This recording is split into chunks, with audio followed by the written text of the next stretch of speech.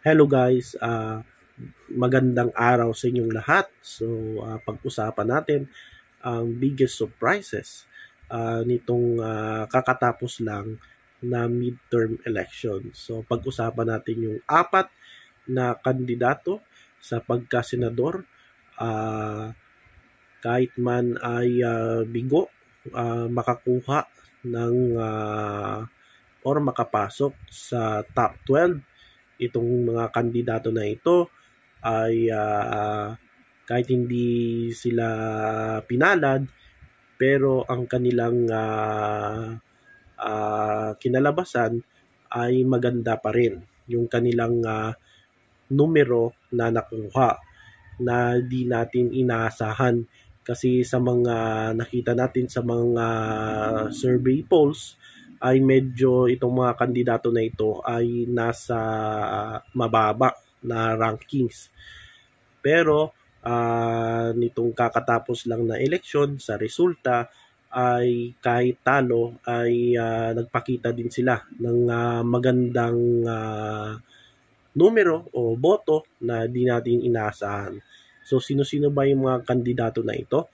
Yung apat na kandidato sa pagkasenador nitong kakatapos lang na eleksyon ay ito ay sina Heidi Mendoza, si Colonel Bosita, Jimmy Bondoc, at si Luke Espiritu. So yan guys. So don't forget, subscribe ang JLA Vlogs Official. So ito guys, tignan natin yung kanilang survey ratings, no? Nitong survey, no? Nila Heidi Mendoza, Luke Espiritu, Jimmy Bondoc, at Bosita. So, itong si Heidi Mendoza, former COA Commissioner. Si Jimmy Bondoc ay isang recording singer. At then, naging ano na siya, lawyer. Itong si Bondoc. Tapos si Colonel Bosita, incumbent outgoing representative ng One Rider Party List. Kilala din siya sa kanyang mga vlogs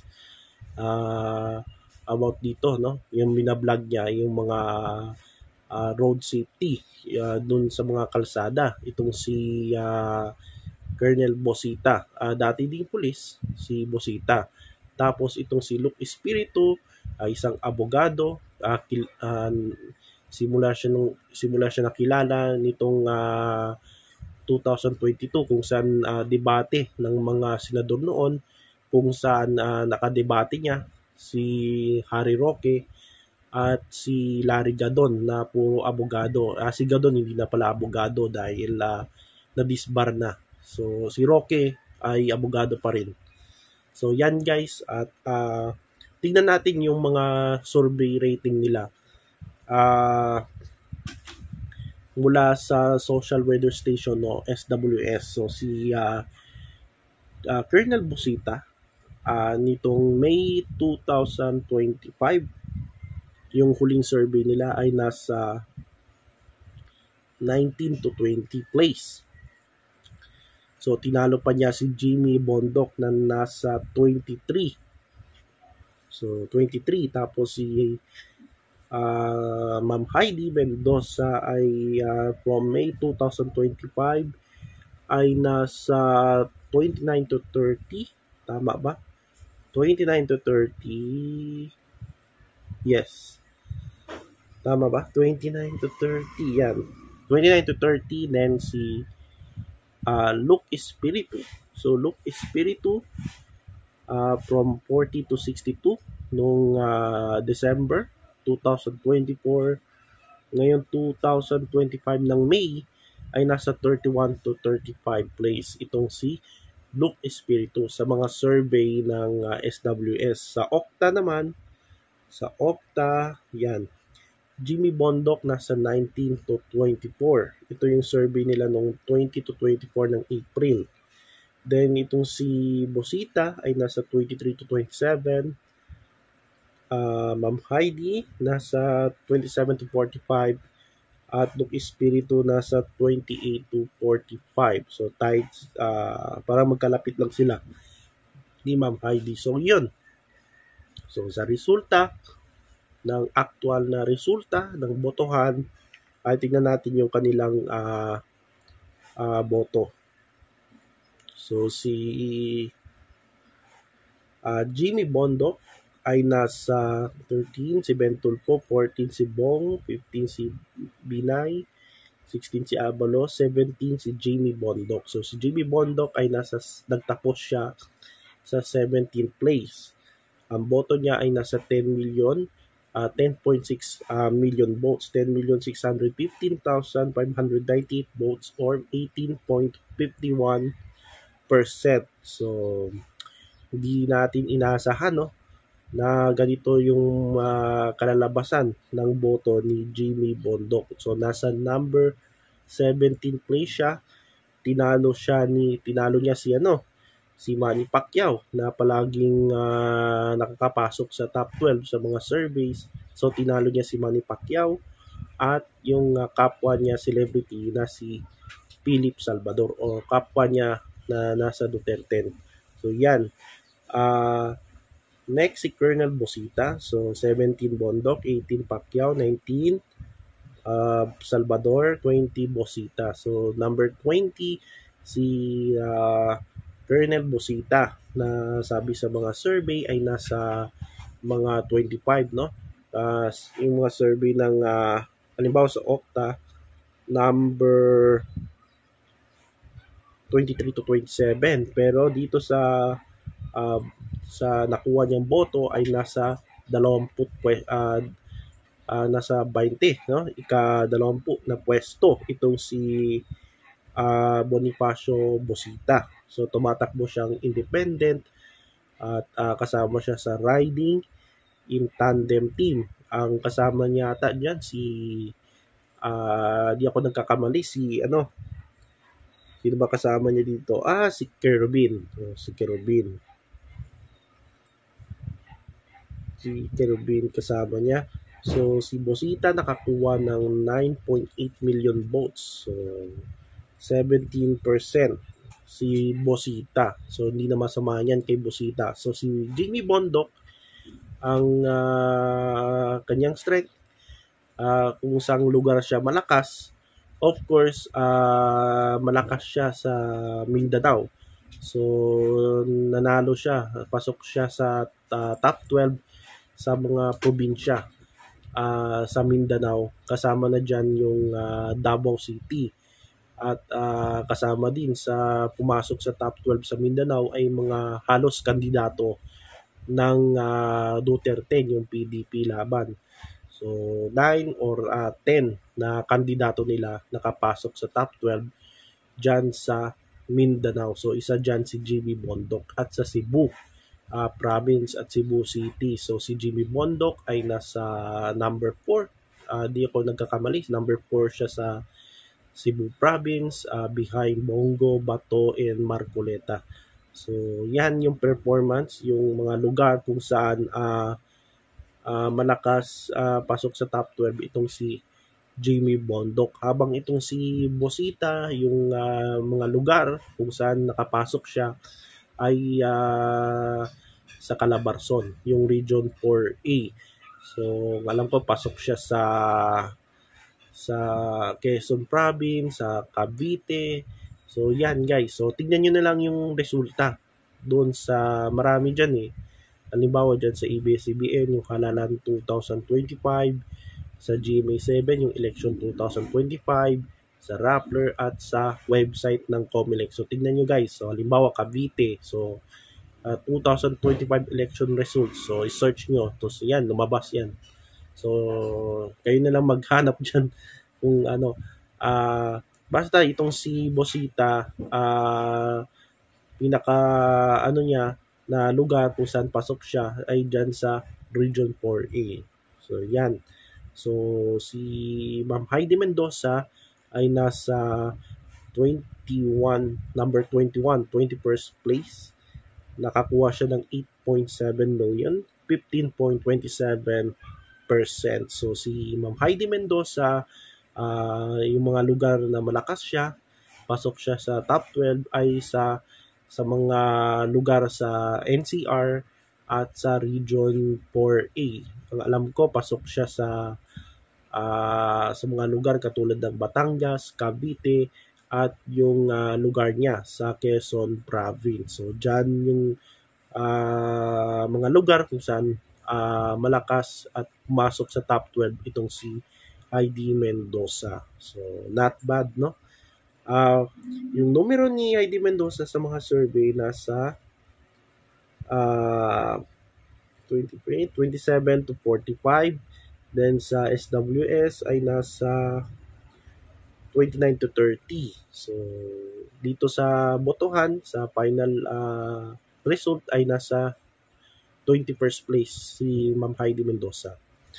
So, itong si Luke Espiritu naman, Bosita 2021, Mendoza 22. Oh, tinalo pa ni Ma'am Heidi itong si bigyan ng jacket yan, si Kuya Will, no? Tinalo niya.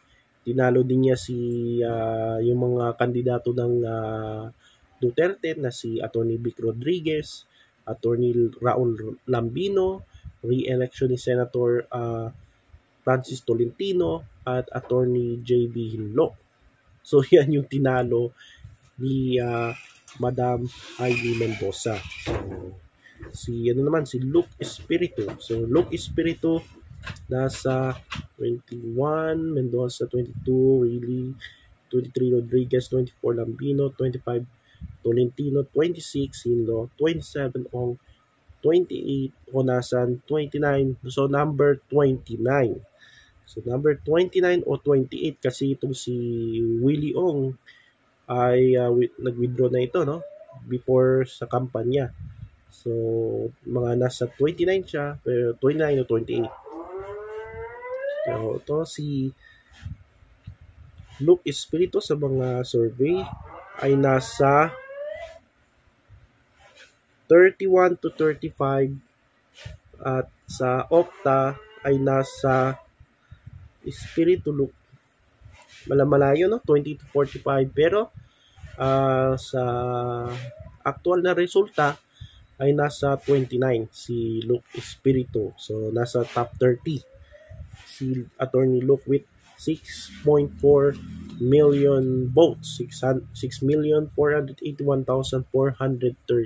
votes, or 11.30%. So, noong 2022, senatorial kasabay ng presidential at senatorial elections, ay tumakbo na itong si Luke Espiritu. So, si Luke Espiritu noong 2022 ay nakakuha siya ng parang 3 million votes, no?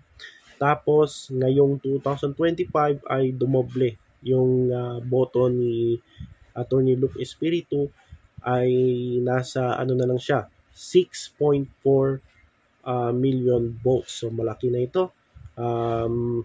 Major improvement from Attorney Luke Espiritu. So tinalo niya yung mga kapwa progressive candidates na katulad ni Teddy Casino, Arlene Brosas, yung kasama niya sa PLM na si Leody de Guzman, si Danilo Ramos, Lisa Masa, Arambulo, at si Franz Castro. At tinalo din niya itong yung mga dalawang kandidato ng Duterte na si Doc Richard Mata and Apollo Kibuloy. So yan yung mga boto nila Bondok, Heidi, Bosita, at Luke Espiritu. So ito guys ay dahil hindi man sila nanalo, so pwede pa silang bumawi sa 2028, yung next election na sa year 2028. So pwede pa silang tumakbo dahil kahit natalo sila ngayong eleksyon na ito, ay medyo maganda pa rin yung kinalabasan nila, no? So itong si Jimmy Bondo, pwede pa itong tumakbo. Ganon din itong si Heidi Mendoza. Kung ako sa campings ay dapat i-boost na itong si Ma'am Heidi Mendoza at gawin na siyang kandidato nila sa 2028. So pwede siyang sumama sa LP, pwede siya sumama sa Akbayan o sa KNP ni BAM.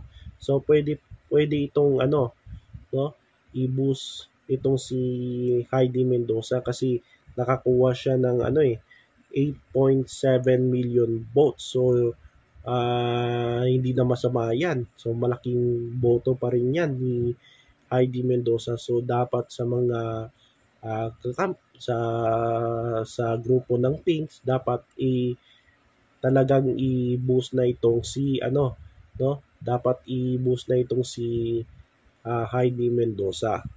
Tapos itong si Colonel Busita is para sa akin sana hindi na lang siya tumakbo noong 2025 at pinagpatuloy na lang niya yung another term niya sa Kongreso, pero nangyari na yan at tumakbo siya sa pagkasenador, pero maganda pa rin yung kinalabasan ni Colonel Busita. So pwede pa siyang tumakbo sa susunod na eleksyon 2028 kung gusto niyang tumakbo. Tapos itong si Luke Espiritu, pwede rin siyang tumakbo. So sayang lang si Luke Espiritu. So pwede siyang kunin ng ng grupo ng kakampings. Kaso ayaw din ng liberal sa kanya. Ganon din si Luke Espiritu, ayaw din niya sa grupo ng liberal dahil tingin nila yung mga liberal ay trapo, establishment at pro-capitalist. So si Luke Espiritu ay siya, anti-capitalist, progressive. So yan talaga yung niya, stand ni Attorney Luke Espiritu. Kaya sayang talaga kung kukunin siya ng Pink, mas lalong lumaki yung kanyang chance itong si Luke Espiritu. So yan yung aking topic about dito sa apat na kandidato, kahit nabigo pero malakas, pero maganda pa rin yung kinalabasan ng kanilang mga boto. So yan guys, at maraming salamat at kita-kits tayo sa next video.